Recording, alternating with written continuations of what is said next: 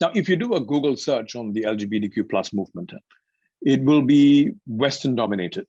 And as we know, the USA is highly polarized, clearly going through fundamental shifts, just like at the controversial reversal of the Roe versus Wade Supreme Court landmark ruling. There's little or no scope for compromise or reconciliation. Is what's been happening in the USA setting the tone for the LGBTQ plus movement in the rest of the world? The Hungarian movement is following quite a liberal or neoliberal direction. We have a different issue at the moment. We are shifting back into an authoritarian power again.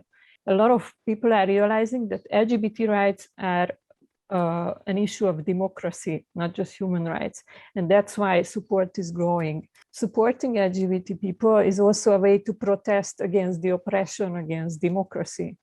I think it's because mainstream media spread out LGBT like movies all from the United States. On the ground, a lot of activists, they all have their own agenda, their own goal, and our own active grassroots movement, especially in Asia, in our region. There is differences between the US and the UK, which I noticed living in the UK. The Roe versus Wade decision showed abortion to be a very political issue in the US, that it isn't in the UK. It's been a medical issue rather than a political issue. And those sort of nuances often get ignored in the maelstrom of social media, because you can be talking to somebody, I can be talking to somebody in London, I can be talking to somebody in New York. It makes little difference on the screen. But behind that, there are cultural differences that I think we sometimes ignore and don't pay as much regard to as we could do. All I can say is that the LGBTQ movement is considered a Western value